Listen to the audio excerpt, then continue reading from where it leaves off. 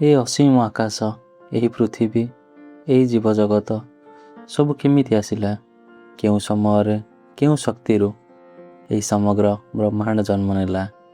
ହଜାର ବର୍ଷ ପୂର୍ବରୁ ଗଙ୍ଗା ତଟରେ ବସିଥିବା ଏକ ରାଜା, ଯିଏ ମୃତ୍ୟୁର ପ୍ରତିଜ୍ଞା କରୁଥିବା ସମୟରେ ଏହାର ଉତ୍ତର ଖୋଜୁଥିଲେ। ସେହି ରାଜା ପରୀକ୍ଷିତ ତାଙ୍କୁ ଉତ୍ତର ଶୁକଦେବ ଦେଉଥିଲେ। ଚାଲ ତ ଆଜି ଆରମ୍ଭ କରିବା ସେହି ସୃଷ୍ଟି ବିଷୟର ବର୍ଣ୍ଣନା।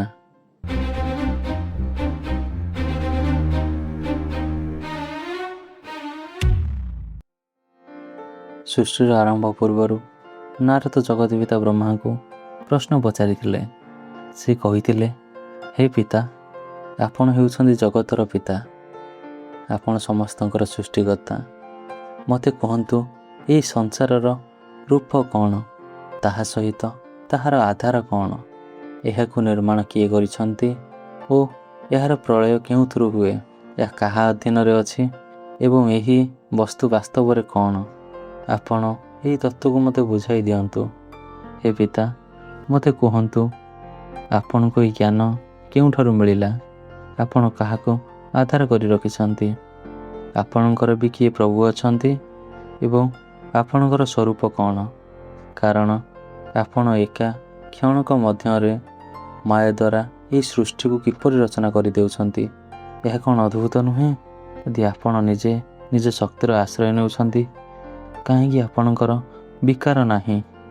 ଆପଣଙ୍କୁ ଦେଖି ମୋ ଭିତରେ ମୋହ ସହିତ ସନ୍ଦେହ ଜାଗ୍ରତ ହେଉଛି। ଦୟାକରି ମୁଁ ଯାହା ପଚାରିଲି ସେସବୁ ମୋତେ ବୁଝାଇ ଦିଅନ୍ତୁ।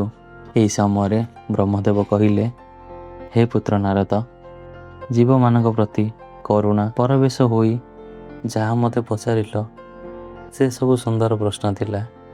କାରଣ ମୋର ଭଗବାନଙ୍କ କୃପା ନିଜ ମୁଖରୁ ପାଇବାର ସୁଯୋଗ ମିଳିଲା। ସେ କହିଲେ, ଯେଉଁ ବ୍ୟକ୍ତି ଭଗବାନଙ୍କୁ ଜାଣିନଥିବ, ସେ ମୋର ସବୁ ପ୍ରଭାବ ବୋଲି ଜାଣିବ। ବାସ୍ତବରେ ସେସବୁ ଭଗବାନଙ୍କ ଲୀଳା। ତାଙ୍କରି ପ୍ରଭାବରେ ସୃଷ୍ଟି ଚାଲିଛି।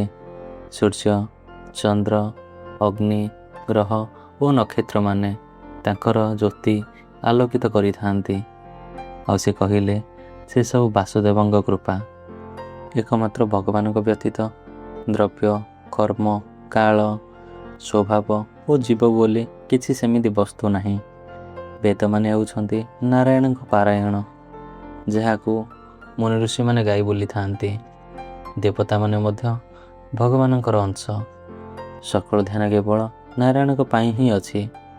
ସେ ନିର୍ବିକାର ହୋଇ ମଧ୍ୟ ଆତ୍ମ ରୂପରେ ସମସ୍ତଙ୍କ ହୃଦୟରେ ଅଛନ୍ତି। ସେ ମୋତେ ଉତ୍ପନ୍ନ କରିଛନ୍ତି, ଆଉ ମଧ୍ୟ ତାଙ୍କର ଇଚ୍ଛା ଅନୁସାରେ ମୁଁ ସୃଷ୍ଟି ରଚନା କରୁଛି। ସେ ତ୍ରିଗୁଣାତୀତ ଓ ଅନନ୍ତ। ସୃଷ୍ଟିର ସ୍ଥିତି ଓ ପ୍ରଳୟ ଅନୁସାରେ ସେ ସତ୍ୱ, ରଜ ଓ ତମ ଗୁଣ ରଖିଥାନ୍ତି। ସେ ଏକା ମୋର ନୁହେଁ, ସମ୍ପୂର୍ଣ୍ଣ ସଂସାରର ସ୍ୱାମୀ। ଭଗବାନ କାଳ, କର୍ମ ଓ ସ୍ୱଭାବ ଅନୁସାରେ ବହୁତ ରୂପ ଗ୍ରହଣ କରିଥିଲେ। କାଳର ପ୍ରଭାବରେ ତ୍ରିଗୁଣରେ ବାଧା ସୃଷ୍ଟି କରି ମହତ୍ତତ୍ୱକୁ ଜନ୍ମ ଦେଲା।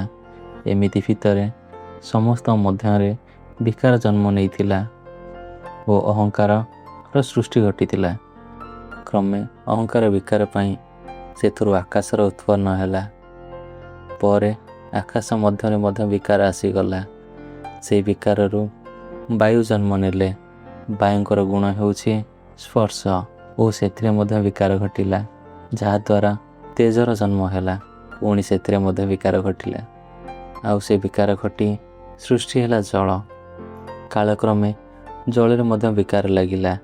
ସେଠାରୁ ସୃଷ୍ଟି ହେଲା ପୃଥିବୀ। ପୁଣି ଅପରପକ୍ଷରେ ସାତ୍ଵିକ ବିକାରରୁ ଜନ୍ମ ନେଲେ 10 ଜଣ ଅଧିଷ୍ଠାତୃ ଦେବତା। ଦିଗ, ବାୟୁ, ସୂର୍ଯ୍ୟ, ବରୁଣ, ଅଶ୍ୱିନୀ କୁମାର, ଅଗ୍ନି, ଇନ୍ଦ୍ର, ବିଷ୍ଣୁ, ମିତ୍ର ଓ ପ୍ରଜାପତି। ଆଉ ରାଜସିକ ବିକାରରୁ ସେଥିରୁ ଶୁଣିବାର ଶକ୍ତି, ତ୍ୱକ, ନେତ୍ର, ଜିହ୍ୱା ଓ ଘ୍ରାଣ ଶକ୍ତି ଜନ୍ମ ନେଲେ। ଏଥିରୁ 5 କର୍ମେନ୍ଦ୍ରିୟ, ପାଟି, ହସ୍ତ, ପାଦ, ବାୟୁ, ଜନନେନ୍ଦ୍ରିୟ ଆଦି ଉତ୍ପନ୍ନ ହେଲା। ଏହିଭଳି ସମ୍ପୂର୍ଣ୍ଣ ତ୍ରିଗୁଣ ମିଶି ପରସ୍ପର ସଂଗଠିତ ହୋଇନପାରି ସେମାନେ ଭୋଗୀୟ ବସ୍ତୁ ସାଧନରେ ମିଳିତ ହେଲେ ଓ ମିଳିତ ହୋଇ ଶରୀର ନିର୍ମାଣ କଲେ, କିନ୍ତୁ ପରେ ଭଗବାନଙ୍କ ଶକ୍ତି ଦ୍ୱାରା ସମସ୍ତେ ମିଳିତ ଭାବେ ରହି ପିଣ୍ଡ ଓ ବ୍ରହ୍ମାଣ୍ଡ ସୃଷ୍ଟି କରିଥିଲେ। ସେହି ବ୍ରହ୍ମାଣ୍ଡ ରୂପୀ ଅଣ୍ଡରୁ ବିରାଟ ପୁରୁଷଙ୍କ ଜନ୍ମ ହୋଇଥିଲା, ଯାହାଙ୍କର ଅସଂଖ୍ୟ ହାତ, ମୁହଁ, ପାଦ ଆଜି ରହିଥିଲା। ସେହି ବିରାଟ ପୁରୁଷଙ୍କ ଅଙ୍ଗରେ ଗୋଟିଏ ଗୋଟିଏ ଲୋକ ନିର୍ମାଣ ହୋଇଥିଲା।